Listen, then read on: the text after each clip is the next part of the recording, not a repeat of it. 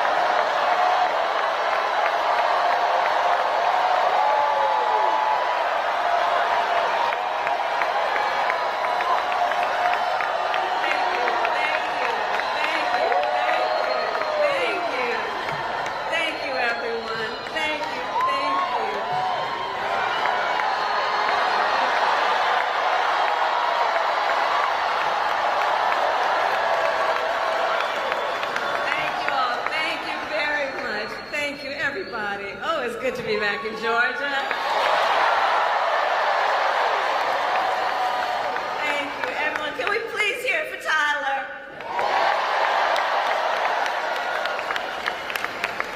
I want to thank Tyler for that incredible introduction. I invited him and several other young entrepreneurs to come and visit with me at the White House, and we had a really very long and important conversation about the future of America. And Tyler, you represent the best of our future. Thank you for that.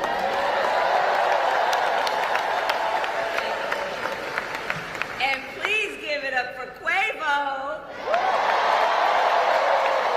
and Megan.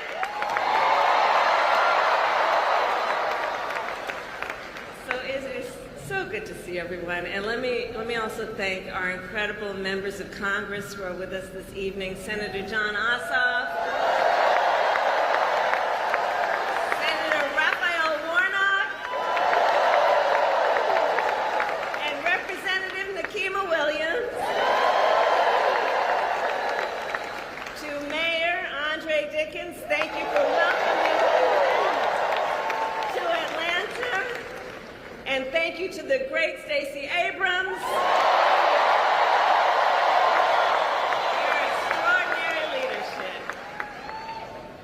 So, Georgia, it is so good to be back, and I am very clear.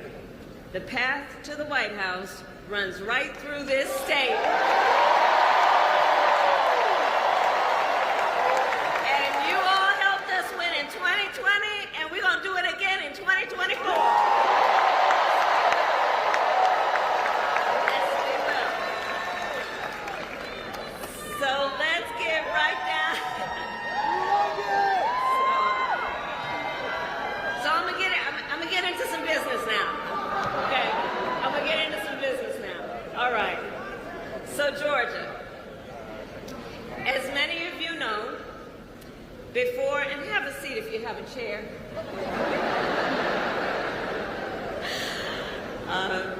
As many of you know, before I was elected Vice President and before I was elected a United States Senator, I was an elected Attorney General and an elected District Attorney.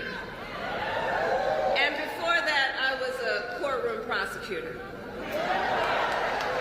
So in those roles, I took on perpetrators of all kinds.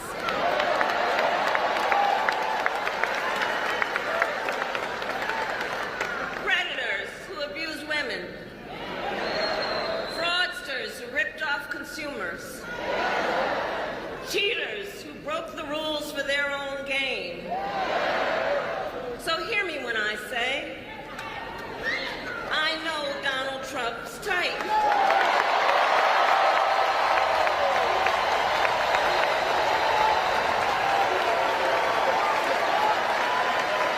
I know the type. And I have been dealing with people like him my entire career. For example, as Attorney General of California, I took on one of our country's largest for-profit colleges that was scamming students.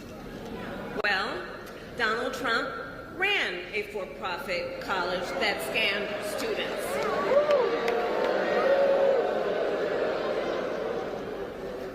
prosecutor, I specialized in child sexual abuse cases and sexual abuse cases. Well, Trump was found liable for committing sexual abuse.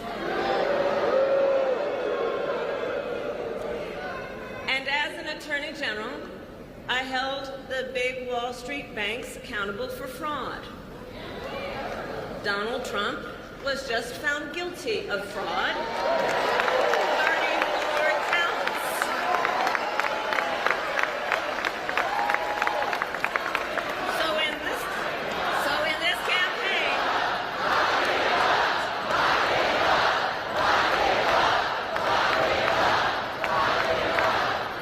So in this campaign, I will proudly put my record against his any day of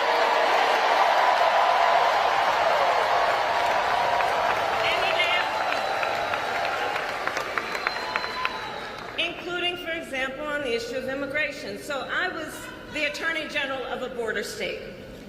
In that job, I walked underground tunnels between the United States and Mexico on that border with law enforcement officers.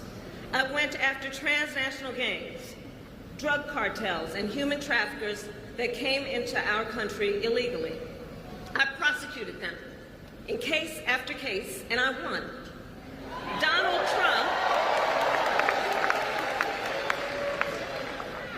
Trump, on the other hand, has been talking a big game about securing our border, but he does not walk the walk.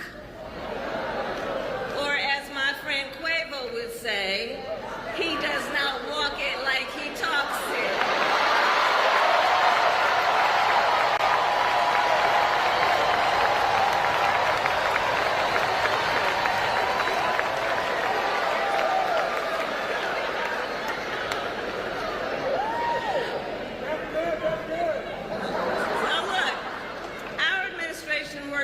Significant border security bill in decades. Some of the most conservative Republicans in Washington, D.C. supported the bill. Even the Border Patrol endorsed it. It was all set to pass. But at the last minute, Trump directed his allies in the Senate to vote it down. He tanked the bipartisan deal because he thought it would help him win an election. Which goes to show Donald Trump does not care about border security. He only cares about himself.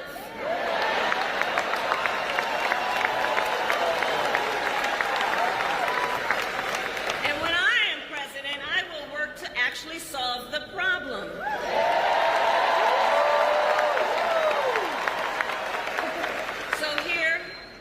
Pledge to you. As president, I will bring back the border security bill that Donald Trump killed, and I will sign it into law and show Donald Trump what real leadership looks like.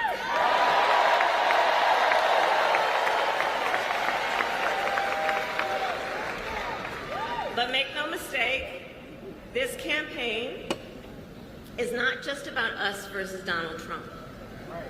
Truly, this campaign is about two very different visions for our nation. One focused on the future, the other focused on the past. We believe in a future where every person has the opportunity to build a business, to own a home, to build intergenerational wealth, a future with affordable health care, affordable child care, paid leave. And all of this is to say, building up the middle class will be a defining goal of my presidency.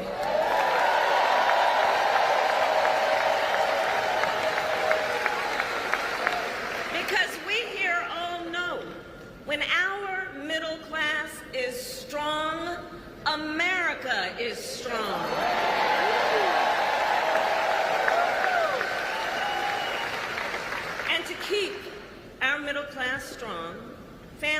need relief from the high cost of living so that they have a chance not just to get by, but to get ahead. Kamala Harris has outlined several key goals she plans to execute once she's in office. However, it's important to remember that not everything works out as expected once elected. Pay close attention, everyone, to what presidential nominees promise during their campaigns. This applies to all parties. Let's get back to the speech. And yes, it is true that by many indicators, our economy is the strongest in the world. But while inflation is down and wages are up, prices are still too high. You know it and I know it. And when we win this election, here's what we're going to do about it. On day one, I will take on price gouging and bring down costs.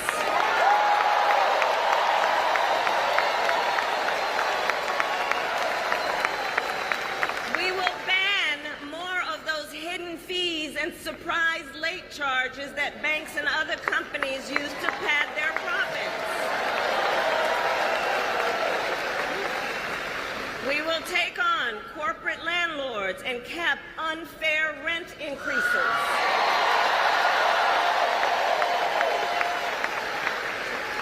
And we will take on Big Pharma to cap prescription drug costs for all Americans.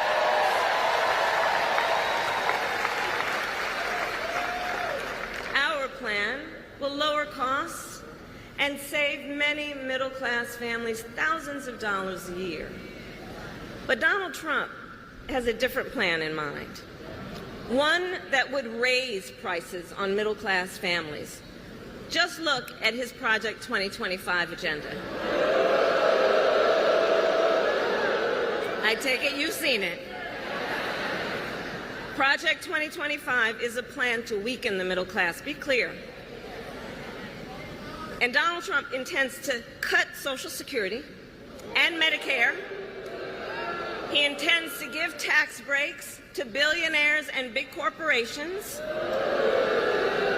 He intends to gut our investments in clean energy jobs. He intends to end the Affordable Care Act, to take us back to a time when insurance companies had the power to deny people with pre-existing conditions. You guys remember what that was? Children with asthma, breast cancer survivors, grandparents with diabetes. Georgia, America has tried these failed policies before, and we are not going back. We're not going back.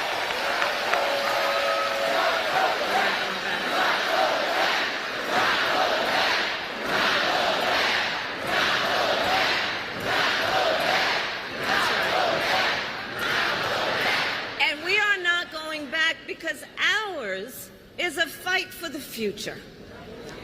And it is a fight for freedom.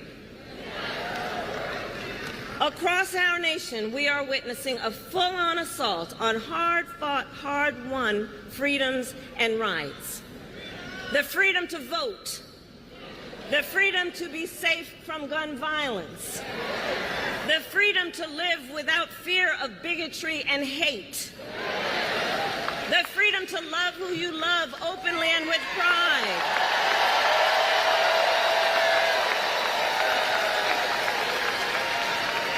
The freedom to learn and acknowledge our true and full history.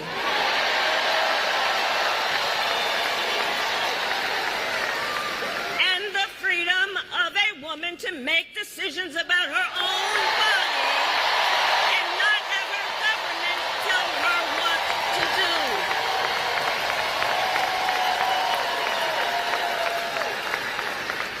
Ours is a fight for the future and for freedom.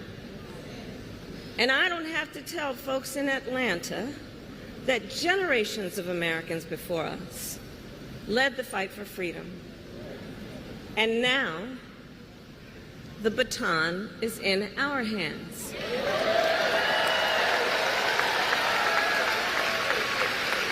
each and every one of us. And we love our country. We love our country. And I believe it is the highest form of patriotism to fight for the ideals of our country.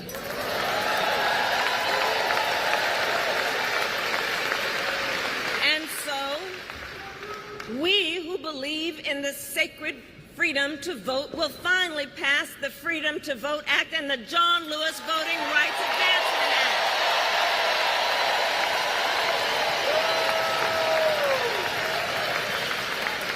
We who believe in the freedom to live safe from gun violence will finally pass universal background checks, red flag laws, and an assault weapons ban.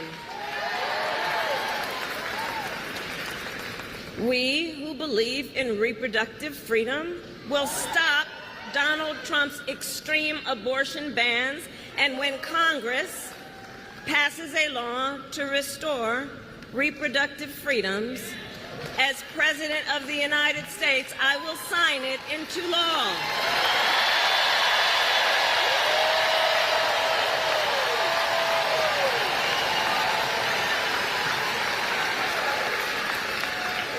So November 5th is in 98 days.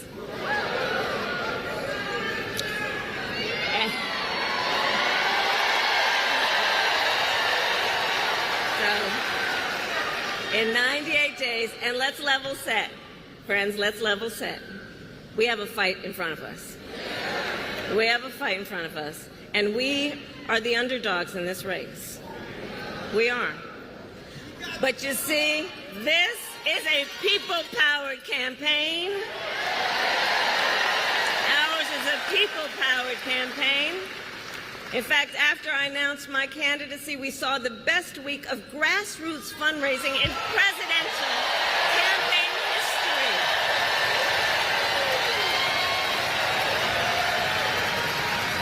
And if you go to KamalaHarris.com, you can help us build on that success.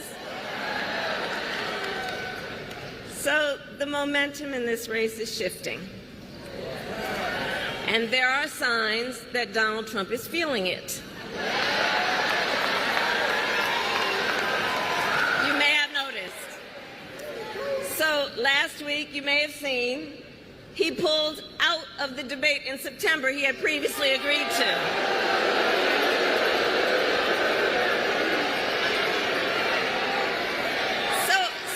So here's the thing.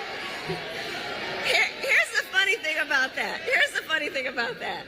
So he won't debate, but he and his running mate sure seem to have a lot to say about me.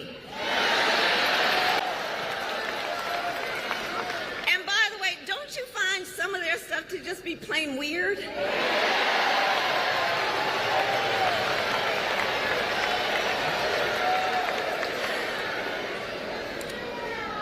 Well, Donald,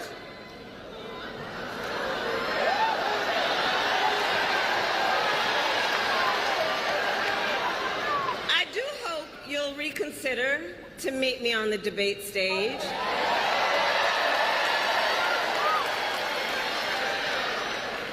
Because as the saying goes, if you've got something to say, say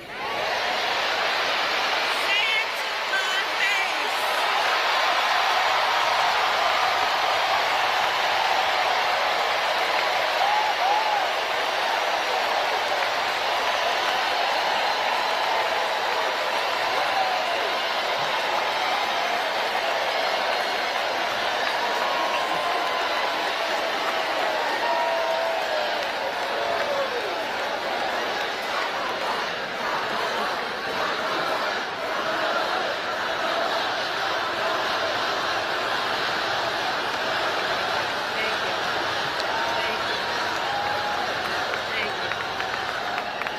Georgia, in the next 98 days, we have our work cut out for us. And this is not going to be easy. This is hard work, but we like hard work. Hard work is good work. So, Georgia, today I ask you, are you ready to get to work? Do we believe in freedom? It takes time for plans to show results, and some can take years to materialize. That's if the presidential nominee attempt to execute what they promised. We often applaud the promises made, but then point fingers at the current president when they have to address issues created by previous administrations. Let's stay informed and patient, understanding that real change takes time. This is Asphalt Chronicles, your news destination.